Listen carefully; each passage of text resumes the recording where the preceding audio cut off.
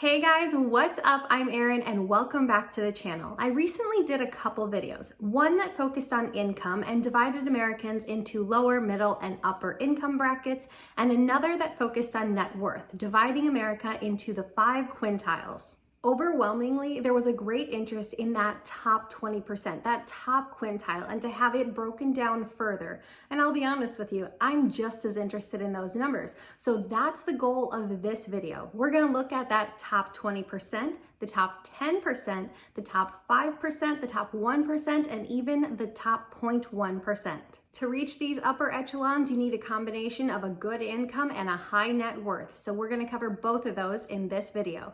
So let's kick it off with the top 20%. To be in the top 20% in America, you need to have a threshold net worth of $558,000 and an income of $106,000 per year. In my video where I went over median by quintile, the median net worth of the top 20% was $608,000. So being that the threshold to enter into the top 20% is $558,000, that means there are far more homes clustered towards that lower end of the top 20% than there are at that upper end of that top 20%. Because remember, with medians, they are the exact center point of a set of data. It's important to remember that America is a very large and diverse nation, and these numbers are more generalized as they attempt to capture the nation as a whole. If you isolate individual pockets of the nation, these numbers can vary greatly. In Detroit, for example, an income of just $71,000 will land you in this top 20%.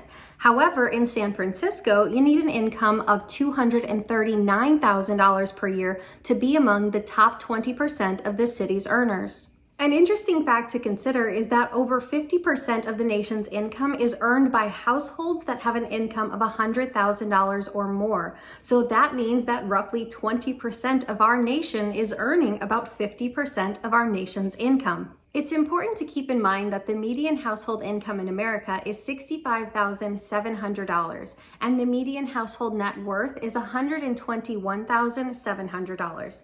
To find yourself in the top 20% bracket, you need to have a household income of nearly double the American median and a net worth of almost 4.5 times the typical American household. So making it into the top 20% is no small feat.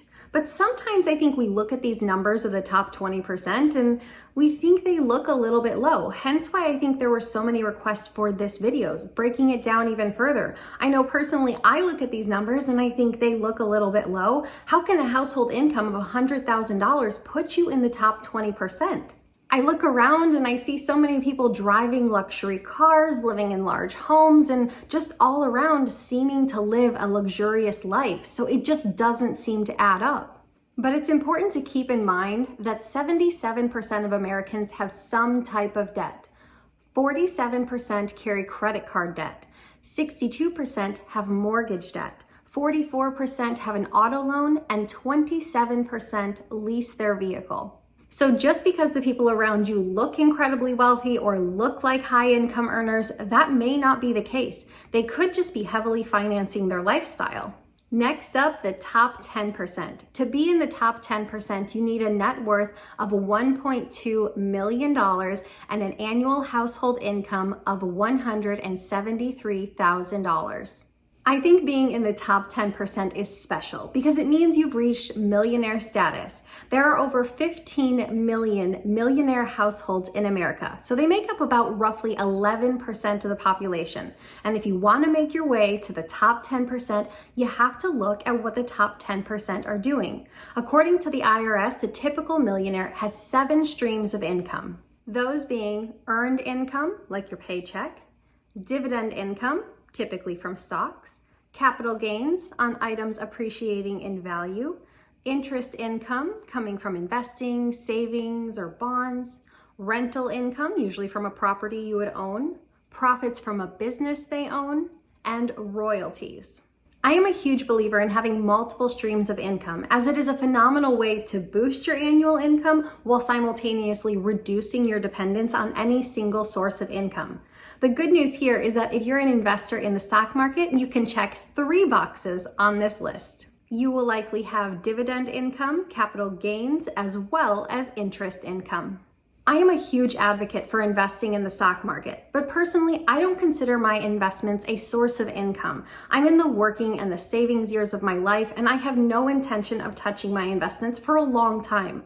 My investments are considered an income source only insofar as my accountant says they have to be considered an income source come tax time. However, once I reach retirement, my attitude on that will change as my investments will serve as my primary source of income.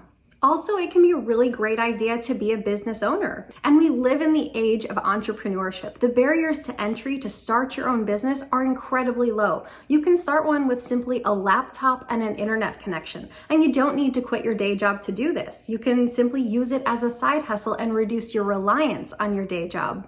Next up, we have the top 5%. To be in the top 5%, you need a net worth of roughly $2.6 million and an annual household income of $343,000. You might notice here that the net worth and the income double going from the top 10% to the top 5%, and those are some pretty big leaps. In the world of finance, your income is often referred to as your shovel, and the bigger your shovel, the more you can accomplish, the more wealth you can create. It's easier to build up a 7-figure net worth if you have a higher annual income. It's likely that your living expenses are met with a smaller percentage of your income, leaving you with a greater percentage to save and invest. So one would think that if your annual household income is around $350,000, like it is for those in the top 5%, that it would be pretty easy to save and invest. And for most it is. Now, of course, it is still possible to inflate one's lifestyle that you actually outspend yourself and leave yourself with nothing, no matter what your income level. Think about all those athletes and those actors that you hear about going broke. In some instances, it seems absolutely unfathomable, but lifestyle creep is real, no matter what your income level. And as far as a net worth of $2.5 million, I know I'm gonna get slaughtered in the comments for this, but I actually think this is a realistic net worth to aim for many American households, as long as you're a diligent investor. As long as you start young, you invest regularly, you keep your lifestyle in check, there's no reason the typical American household wouldn't be able to generate this type of wealth by the time they reach retirement. And we reach the top 1%. To be in the top 1%, you need a net worth of over $11 million and an annual household income of $824,000. Those are some big figures. Net worth here has increased 9-fold and income has increased 5-fold when we look at going from the top 10% to being in the top 1%. The 1% is definitely an exclusive club. I look at this bracket as being absolutely financially free. Now, of course, you can achieve financial freedom at a much lower number. For most of us, our financial independence number is not $11 million. But all I'm saying is that if you have a net worth of $11 million and an annual income of $800,000, it's likely that finances aren't a huge concern for you. It's likely that many of the choices you make when it comes to money don't really move the needle all that much. If you spend a little more, spend a little less, it doesn't really matter. If you find a way to boost your income $50,000, it's probably not going to impact how you live your life. Likewise, if you bring your net worth from $11 million to $12 million, it's probably not going to impact your life all that much, other than your bank statement now reflects a higher number.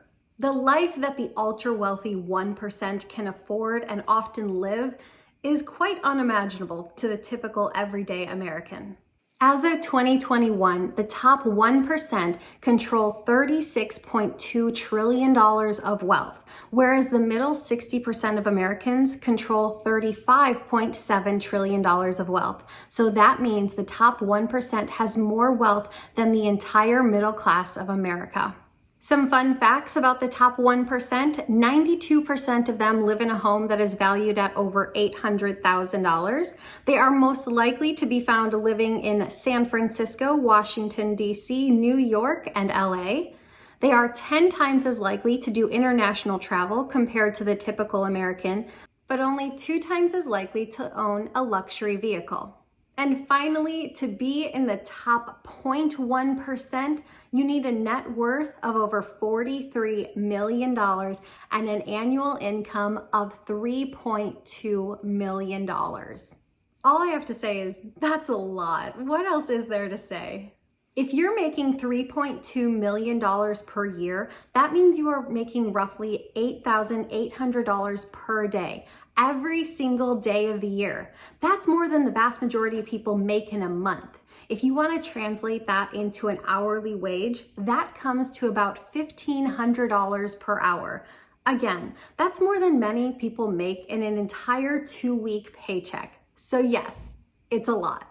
Again, I want to reiterate here what I said about the top 1%. The lifestyle of the top 0.1% is unimaginable to the vast majority of Americans. They can literally own their own private island, fly on their own private jet, eat meals prepared by their own personal chef, enjoy living in a perfectly clean house because they have a top-notch maid service, and probably dozens of other things that I can't even think of because, well, it's not my lifestyle. So there you have it, breaking the top 20% down to the nitty-gritty.